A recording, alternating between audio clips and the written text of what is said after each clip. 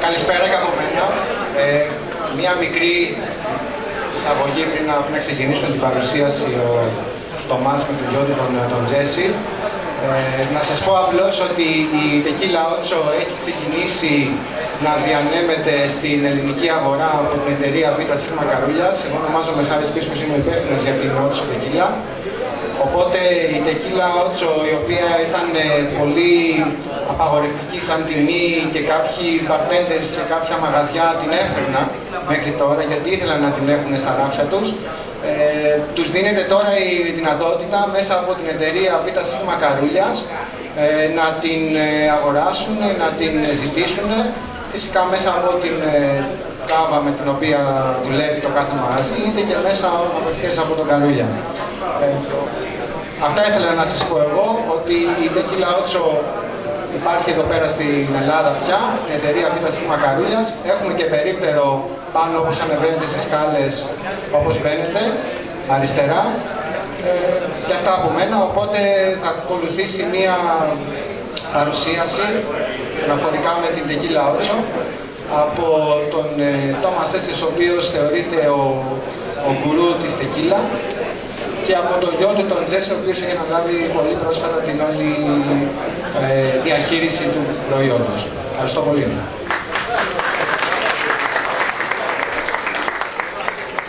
Thank you very much, Harry. Thank you, Joe. Thank you for Carulias, the importer of Tequila Ocho that has had enough confidence to deal with myself and my son Jesse. Harry, I lost a few of the words in Greek. Did you talk about Jesse a bit? Okay, good. All right. First of all, welcome to the bar show. It is events like this where we all come together, we listen, hopefully there is education, hopefully there is stimulation, hopefully there is fun. And it's an event like this which raises the quality of the drinks, the cocktails, the whole going out experience. So congratulations for being here. A big thanks to Babis and his team for putting on the bar show again. I was at the first one. I missed last year. So thank you for your time to be here.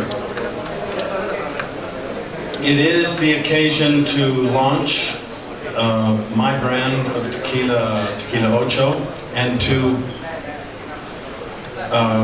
move into that, I would like to talk to you a little bit about the category of agave spirits. Tequila in the worldwide market, especially cocktail market, bar market, is really growing, especially the premium side of the market. And I think it's significant because very often I'll go to different parts of the world and talk to bartenders. It's very often their drink of choice, tequila or mezcal. Mezcal being the other significant agave spirit. Why is that? Perhaps it is because tequila in this case, not so much mezcal. Tequila is so versatile. We have regular tequila, we have 100% agave tequila, we have blanco, we have reposado, we have añejo, extra añejo. So we have 4 classes, 2 large categories, and then we have something like 200 brands. So there's a lot in this category of tequila with which we can play, with which we can experiment and have fun, either mixing it or either simply serving it straight or mixing it easily with perhaps one other drink, as in a paloma, with grapefruit juice or with grapefruit soda, or in a sunrise with fresh orange juice, which is also very healthy. Tequila has its health aspects. Excuse me. Yes? You all right?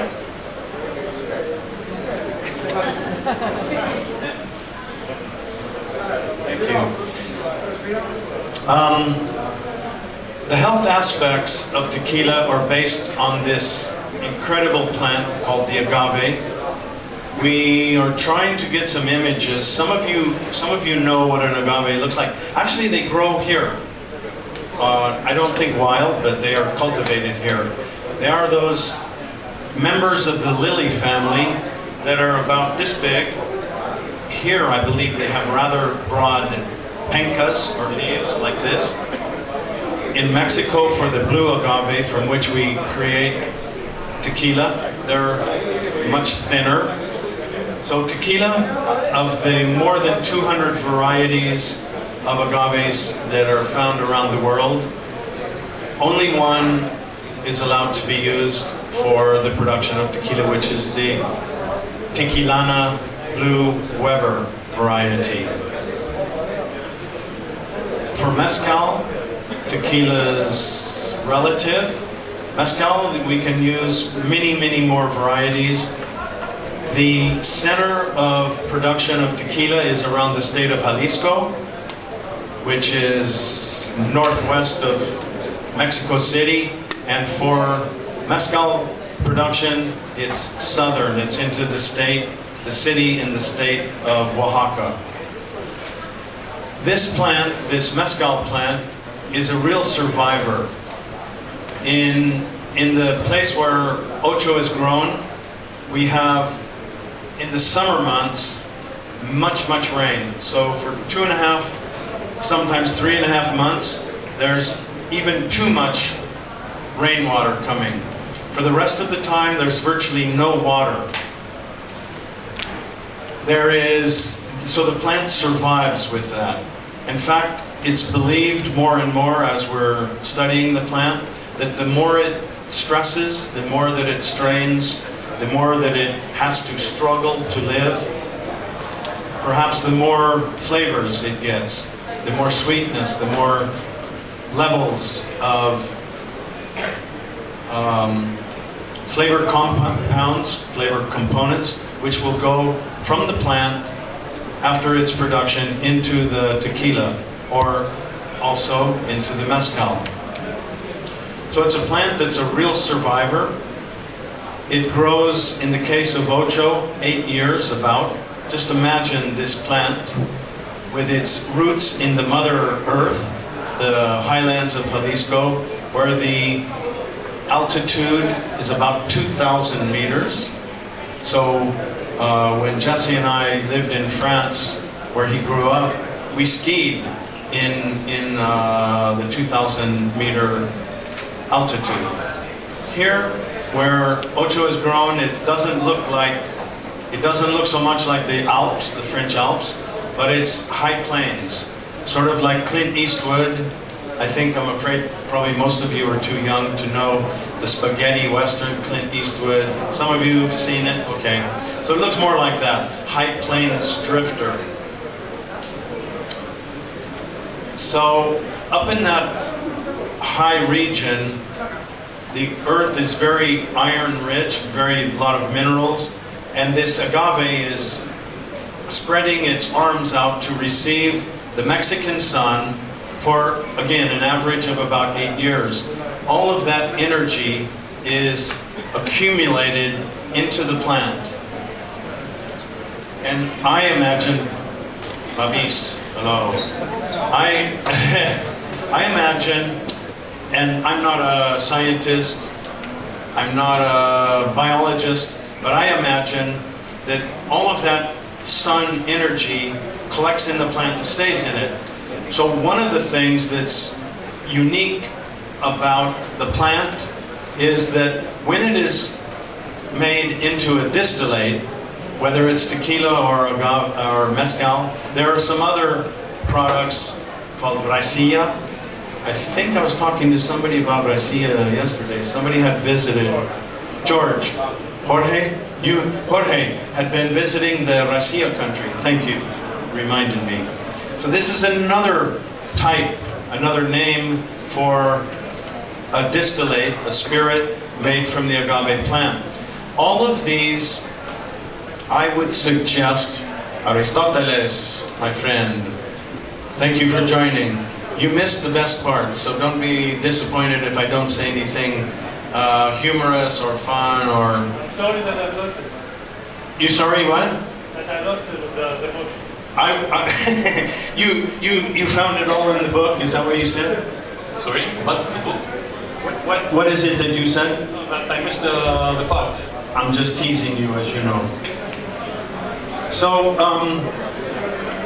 the point that I am making is that the psychotropic effects of agave spirits, the other way to say is how we feel from drinking it, how we get drunk, we get inebriated, in British terms, how we get pissed. Ah, Jesse, you got the images? Good. Okay, now I'm gonna do something that is not normal for me. I'm gonna be brief.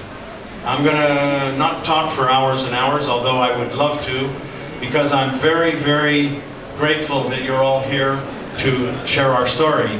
So this plant, I talked about what a struggler it is. This plant has all of this energy in it, and it makes us feel differently. Certainly me, in the hectoliters of it that I have drank in my life, I feel different from it to all other alcohols. It has a different taste. Is that always good? Depends on your taste. It depends on your taste during the day, or during the week, or during the year. Everyone has their own preferences of what they like to drink, and each brand will have its own tastes. So to say that the taste is wonderful is nothing that I would try to propose. But I do believe myself that it is the taste of tequila and mezcal that is one of the advantages of the product once somebody understands it and starts having an appreciation of it. It's a flavor that comes from the plant itself. It's not like gin, which adds botanicals. It's not like whiskey, which has its flavor largely from the barrel. So there's the flavor, there's the energy in it, and there's this aura about the plant that is very special and given to the products from which it's made. With Ocho, we made this tequila to taste as much like an agave spirit, as much like tequila as we could. And that was done in the production process. I would say, so Tequila Ocho was produced, created, conceptualized for its flavor. The way that we reach that flavor is through a production which I would describe as craft, artisanal, old school, and slow food. Slow food being that philosophy that how something is raised, the raw material, the primary material is very important. From where it comes is important. How it's elaborated with time and care and love. So those are the ways that I would say that's the mindset, that's the philosophy. Not making something in a industrial, mass production way. It's made. George, who went to Mexico, and when he was in Racia country, he went to the distillery where Ocho is made, and we'll see a picture of the facade when Jesse gets his chance. I'm going to take most of the hour, and he's going to have 3 or 4 minutes to talk on his own. I'm just joking. I'm going to get off this as soon as I can. So when George went to La Alteña, I said, well, George, last night he was behind the bar, working. George, what did you think of La Alteña? He said a 4-letter word, love. Oh, you felt the love there, yes. George felt it. And in one other distillery, which is in Tequila Valley, which is Fortaleza. Very small, both small places where the production is made with love and care. So I'm going to ask my son Jesse, who is from the London cocktail scene. I don't know if Harry said that, and that was lost in the translation from me. Jesse's been 5 years working in the bar scene there, and I'm asking him to share with you the details of our production. So, will you do that for us, Jesse? Hello. So we prepared a little slideshow for you that we had some technical difficulties, so it's going to be out of order, but hopefully we can still get a good idea of the production process we use for Ocho. Basically, we start with plants that are very, very well taken care of. So when you talk about making a hamburger, you always have to start about talking about the cow. If the cow's not well cared for, the hamburger is not going to taste very good. That's the distillery. This is the distillery where it's made. This is the fermentation process, which we'll get to. But basically, when you take a bottle of Ocho, the only ingredients in that bottle are agave and water. Jesse, speak more into the microphone, please, or louder. Can you hear me now? No. Hello? Hello? Into Yeah. the microphone. This one? Yeah. So these are the fields. You can see here the soil varies in terms of the color. So what we're playing around with is the idea of terroir in tequila. So all of our different bottles here, you can see on the neck is the name of the field. So the one that's out in Greece now is Los Fresnos, and this was a previous field, San Agustin. So you can see the different soil colors. As my father mentioned, the highlands tend to be very red, rich in iron, the soil, whereas when you start to get to lower altitudes, you start to see more brown soil. In the case of the Tequila Valley, it's volcanic soil. So back to the agave. Very, very important that it's well cared for. The Camarenas own all of their own agaves, so the Camarenas who produce our tequila for us, which is very unique. Not many tequila houses can say that they own all of their own agaves, and this gives them the power to control from planting them until harvesting, to make sure that there's no pesticides used, that there's no weeds growing around the plants, no herbicides obviously, and that the soil is well fertilized and that it's very nutrient rich. So after about 8 to 9 years, we harvest the agaves, and rather than harvest the whole field, we go through and pick the ones that are ripest. So we only choose overripe agaves to the point that they're almost rotting in the field. So actually when we see one of the photos of an agave, you can see that the piñas, the hearts, are almost red or brown. So that's actually, it's not dirt. It looks like dirt, but it's not dirt. It's the plant starting to decompose. And what this means is that there's very, very high sugar content in our agaves, much higher than the industry average. And there's also a high acidity content. So much like wine, this creates body. So you've got a high level of sugar, sweetness, and then a high level of acidity. And between those two, we have a nice structure in our tequilas.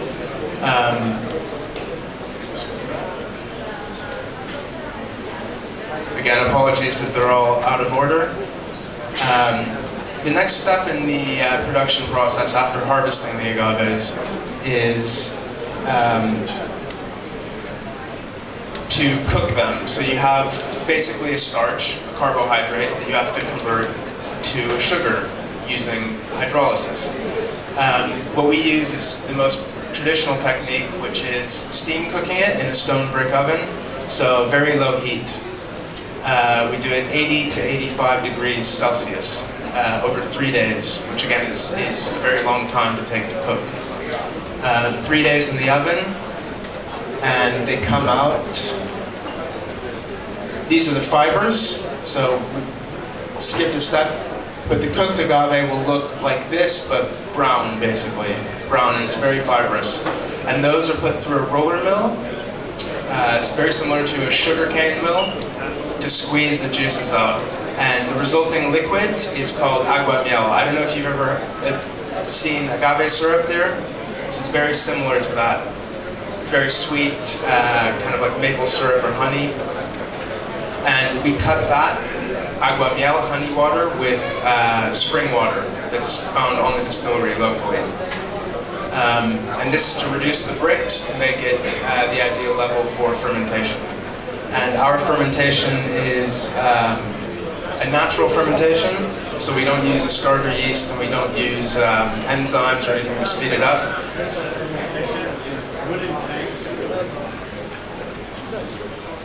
So this is, they would be filling it up with the agua miel here, already mixed with water, and let it sit for between 4 to 5 or even 6 days.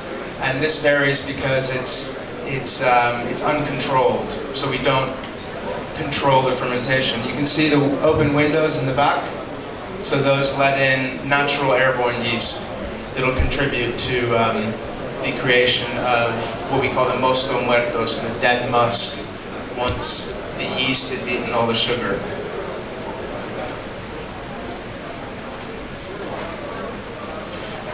So after fermentation's finished, we use the first distillation. So obviously to be called tequila, it has to be distilled twice. First distillation takes place in a 3,300 liter stainless steel pot still, which is relatively small in the industry. And the second distillation takes place in a tiny little 300 liter copper pot still. And obviously, as you probably all know, copper is very helpful to strip unwanted elements during distillation. So once we distill that, we've got 55% alcohol by volume tequila, and we add demineralized water to bring it down to 40%.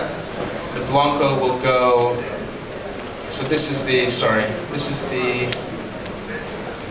oven. This is the man who harvests the plant. In every case, every plant that is harvested by any company, it's by hand. And this is really, really hard work because those pencas, those leaves, have barbs on them, needles. So it's really hard, and it's hot out there where they do this work. And these guys that harvest for us, Jimadores, are now third generation for the Camarena family, which means that their fathers and their grandfathers were also Jimadores, which is very much a family-oriented business. So this is the oven being filled up. You can see raw agaves in the back, and obviously we would have filled it all the way up to the front. I think the side that has the cooked agaves, it skipped them, but they look very brown red when they're cooked. They look like this actually. So these are actually the discarded fibers. So once it goes through the roller mill, and this is what's left over. It's called pagasso. So it's just the dry fibers now because they've been stripped of virtually all the sugar. And this will go back to the fields and used as fertilizer. So it's all recycled, basically, the byproduct. You can see here again the red patch. So that's a concentration of sugar again. So it's almost like a banana. When it starts to go off, you can see the brown starts to form on the outside. Fermentation again. So these are relatively small wooden vats, which is unusual in the industry. Usually it's all stainless steel. But again, wooden is the traditional way to do it. It's the way they did it 76 years ago. It's the way we still do it now. And there's also nice yeast that lives inside the wood, so we don't need to add yeast to it. This is the roller mill. Again, so the agave would be loaded, cooked agave would be loaded onto there, and it's basically shredded and rinsed with, again, the spring water.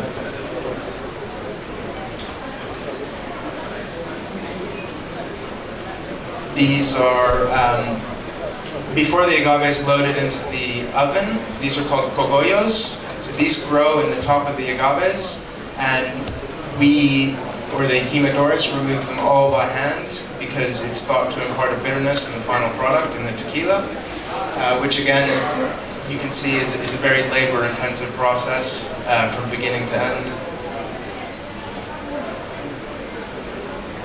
Not all production is the same from other brands, especially like something like the cogollo. It takes a little extra work. It reduces the amount of agave that goes into the oven, but we think it's worthwhile, as Jesse said, because it will remove a little bitterness. And what we want, again, is a very easy to drink tequila. We're looking for the taste. So these are the cooked agaves. So this would be after 3 days in the oven. They open it up, and I mean, they almost look like pine cones from here. But you can pull off pieces, and it's very fibrous. But you can eat it, and it's very, very sweet.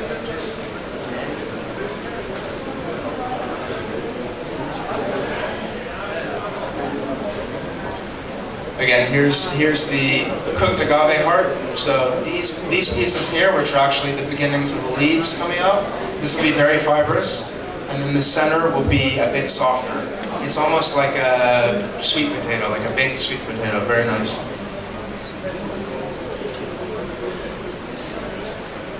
So this is the second distillation that I mentioned. Very, very small still. I think the next photo you'll get an idea of the scale. It's just about the size of a person. And you can see there, just tiny little still used for our second distillation. And the next slide, I believe, is the first.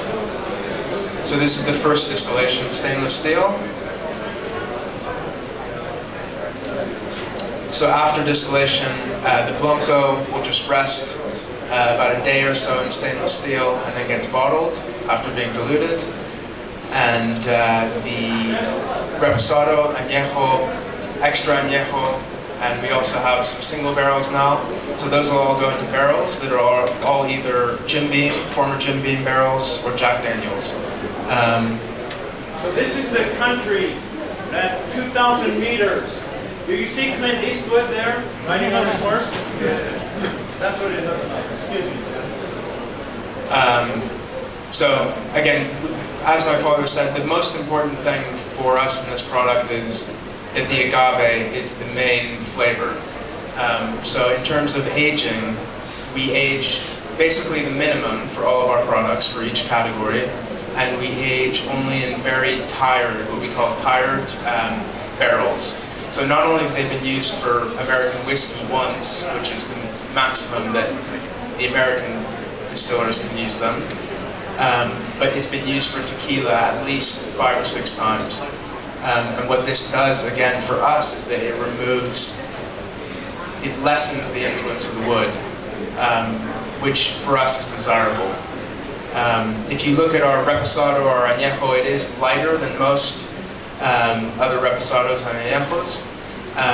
But what we're looking for is not the wood to cover up the Blanco tequila, the agave essence. It's to complement it. So we certainly find that it does that, and hopefully you do too. And again, we did mention that this is the first tequila to really demonstrate terroir. And what we meant by that is that every batch, as I mentioned, comes from a different field. So every different field that comes out will taste slightly different to the other one. And it's been a very interesting experiment to look at that. So different soil compositions, different altitudes, different microclimates, those will all affect the agave, which will in turn affect the taste of the tequila.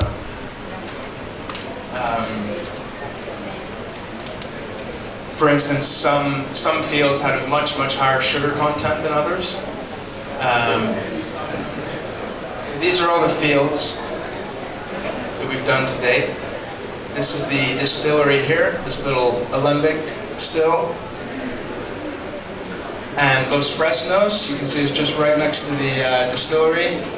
But we've had fields that range all across this area. So, as you probably all know, there's two main areas of tequila production within Jalisco, which accounts for about 97% of all tequila production.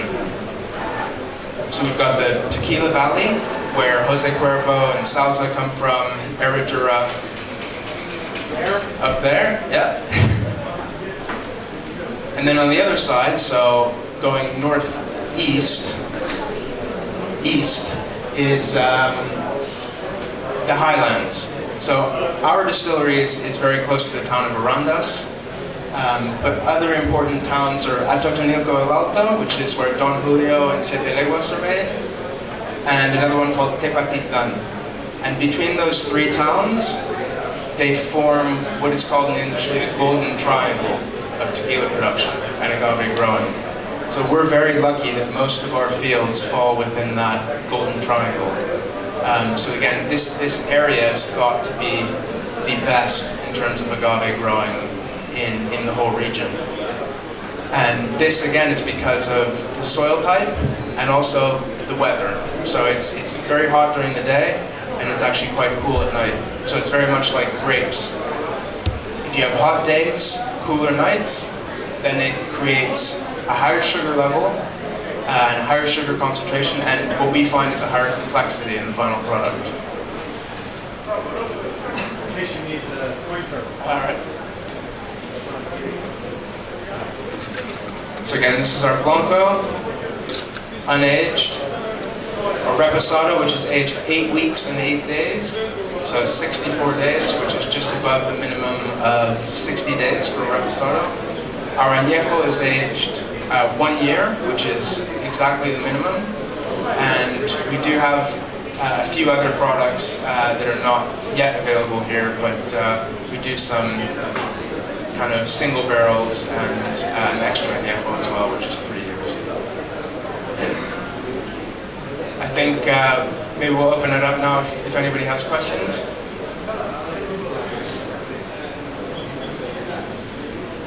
The big question is, when is this going to be over, right? Comment, question about tequila in general? Yes. Cuando?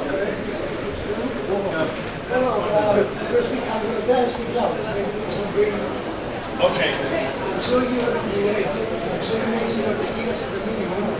It's so flavorful that you don't want to lose the character. Yes. What Fonda was affirming is that because we are about taste, in the aging of all of our classes of tequila, we do it the very minimum with the least influence of wood that we can. Because, and if you see those different products, they're very pale because the influence of the wood is minimal. Thank you for asking about that.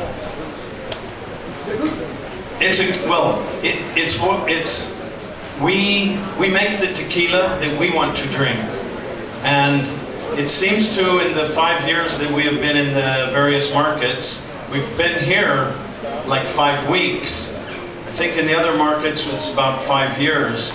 We find that people are now preferring less wooded, less oaked tequilas, which is respect for the tequila and for the plant from which it comes, I think.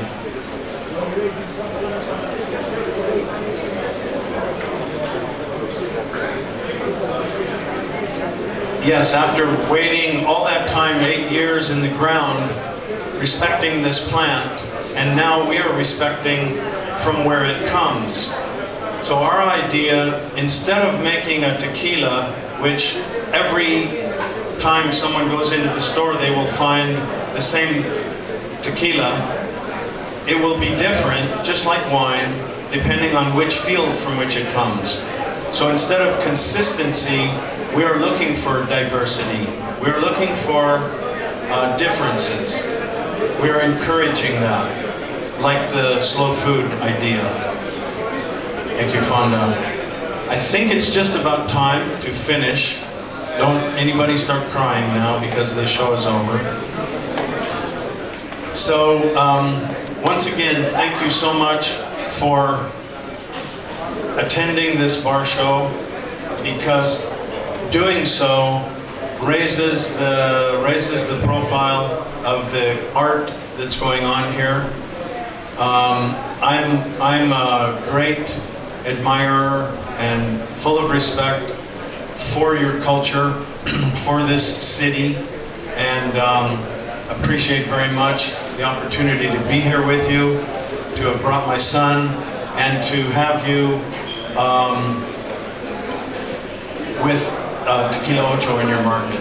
So once again, thank you very much, and thank you again to Terroir.